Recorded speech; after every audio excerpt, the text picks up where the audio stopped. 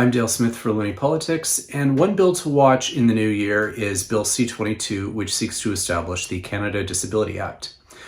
Part of what makes this bill interesting is that it's a federal engagement in an area that has traditionally been provincial jurisdiction, which is around the provision of social safety benefits for people with disabilities.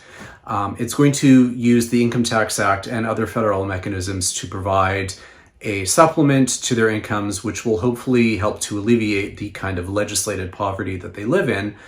But this is also going to create some of the frictions that this bill is going to cause. The bill itself is more of just a framework, and what's going to fill it out is going to be the regulatory process, which will take place throughout the year once it receives royal assent. And part of that is going to involve negotiations with provinces, because one of the issues is around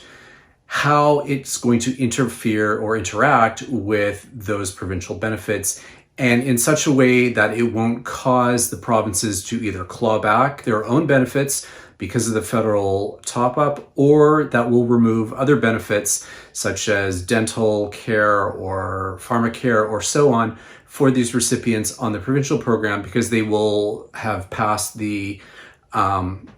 thresholds by which the provincial programs come into play. And that's going to be a really important conversation that is going to be had over the year and throughout the regulatory process. And it's one that I think is going to be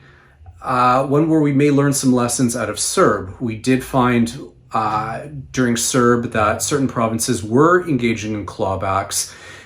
despite the federal government specifically requesting them not to. And so I think it's going to be a way for the federal government to try and find a way to help people with disabilities in such a way that the provinces aren't going to claw back their own existing benefits, and which will hopefully help to improve the lives of these people with disabilities. There's a lot of expectations placed on this bill,